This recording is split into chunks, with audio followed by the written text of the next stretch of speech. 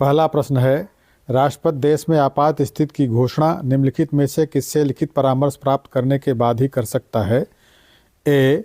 संघीय मंत्रिमंडल, बी. लोकसभा अध्यक्ष, सी. भारत के मुख्य न्यायमूर्ति, डी. प्रधानमंत्री।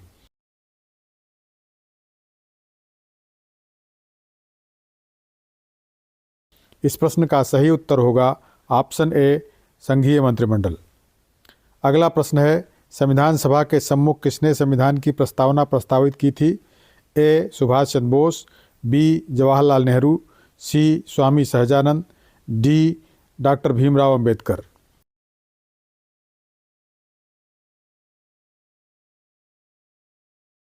इस प्रश्न का सही उत्तर होगा ऑप्शन बी, पंडित जवाहरलाल नेहरू। अगला प्रश्न है, स्थानीय एमपी तथा एमएलए गण निम्नलिखित में से किसके पदेन सदस्य होते हैं? ए. जिला परिषद के, बी. पंचायत समिति के, सी. ग्राम पंचायत के, डी. सभी के।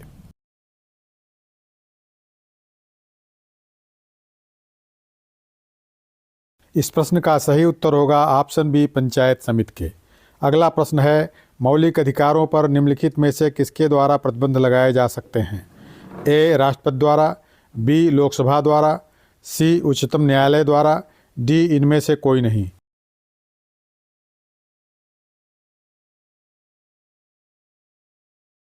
इस प्रश्न का सही उत्तर होगा ऑप्शन सी, उच्चतम न्यायालय द्वारा। अगला प्रश्न है, निम्नलिखित में से किस क्षेत्र में स्थानीय निकायों पर राज्य सरकार का कोई नियंत्रण नहीं है? ए. नियम निर्धारण, बी. कर्मचारियों के प्रकरण, सी. आर्थिक प्रकरण, डी. नागरिकों की शिकायतें।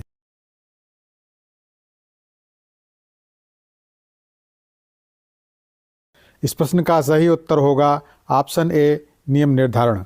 अगला प्रश्न है, लोकप्रिय प्रभुसत्ता का समर्थन किया था? ए. रूसो ने, बी. जॉन लॉक ने, सी. थॉमस हॉब्स ने, डी. टी.एच. ग्रीन ने।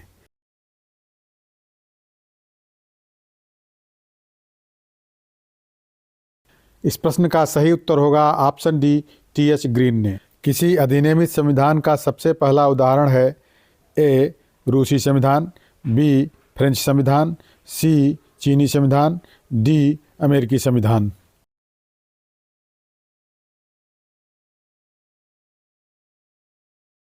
इस प्रश्न का सही उत्तर होगा ऑप्शन डी, अमेरिकी संविधान। अगला प्रश्न है, विदेशों को भेजे जाने वाले विभिन्न संसदीय प्रतिनिधिमंडलों के लिए व्यक्तियों का नामांकन निम्नलिखित में से कौन करता है? ए. राज्यसभा अध्यक्ष, बी. लोकसभा अध्यक्ष, सी. प्रधानमंत्री, डी. राष्ट्रपति।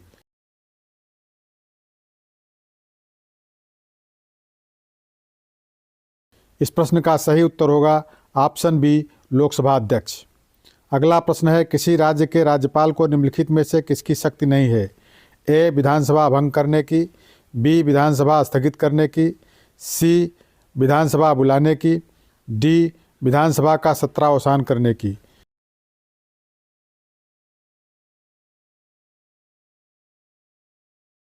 इस प्रश्न का सही उत्तर होगा ऑप्शन बी, विधानसभा स्थगित करने की। अगला प्रश्न है, निम्नलिखित में से उच्चतम न्यायालय की सबसे पहली महिला न्यायाधीश कौन थी? ए. सुनंदा भंडारे, बी. इंदिरा जयसिंह, सी. फातिमा बीबी, डी. लीला सेठ।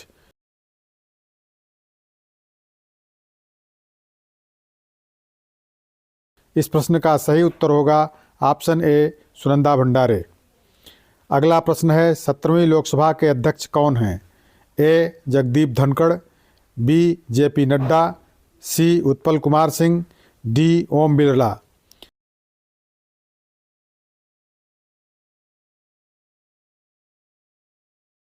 इस प्रश्न का सही उत्तर होगा ऑप्शन डी, ओम बिरला। अगला प्रश्न है, भारत में वित्त आयोग के सदस्यों की नियुक्ति किसके द्वारा की जाती है? ए. भारत का मुख्य न्यायाधीश, बी. राष्ट्रपति, सी. प्रधानमंत्री, डी. लोकसभा।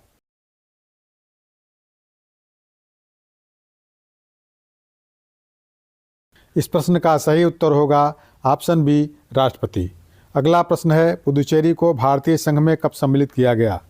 ए. 1970 ईस्वी, बी. 1977 ईस्वी, सी. 1960 ईस्वी, डी. 1956 ईस्वी।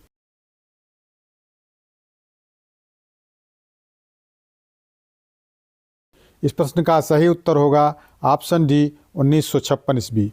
अगला प्रश्न है, लोकसभा का अध्यक्ष निम्नलिखित में से किस समिति का पदेन अध्यक्ष होता है? ए नियम समिति, बी लोक लेखा समिति, सी विशेषाधिकार समिति, डी प्राक्कलन समिति।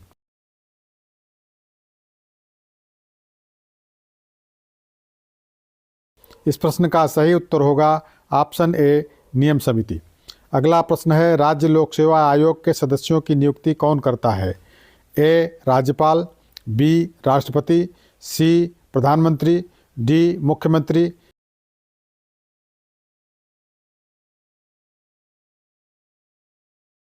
इस प्रश्न का सही उत्तर होगा ऑप्शन ए राज्यपाल। अगला प्रश्न है, राज्यसभा कब भंग होती है? ए 4 साल बाद, बी 6 साल बाद, सी संकट काल में, डी कभी नहीं।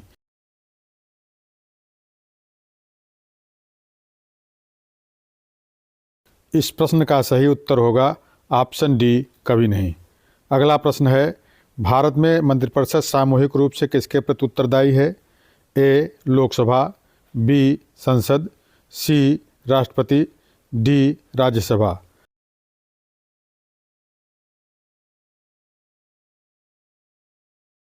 इस प्रश्न का सही उत्तर होगा ऑप्शन ए लोकसभा। अगला प्रश्न है, भारतीय संविधान द्वारा मौलिक अधिकार दिए गए हैं। ए भारत के वयस्क नागरिक को, बी समस्त देशवासियों को, सी केंद्रीय सरकार को, डी राज्य सरकारों को।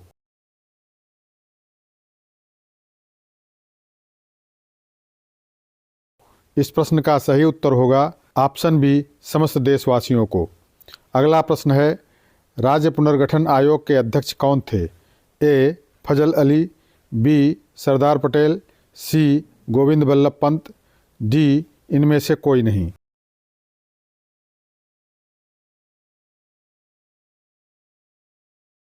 इस प्रश्न का सही उत्तर होगा ऑप्शन ए फजल अली। अगला प्रश्न है, 17वीं लोकसभा में अनुसूचित जाति के उम्मीदवारों के लिए कितने स्थान आरक्षित थे? ए 80, बी 77, सी 41, डी 84।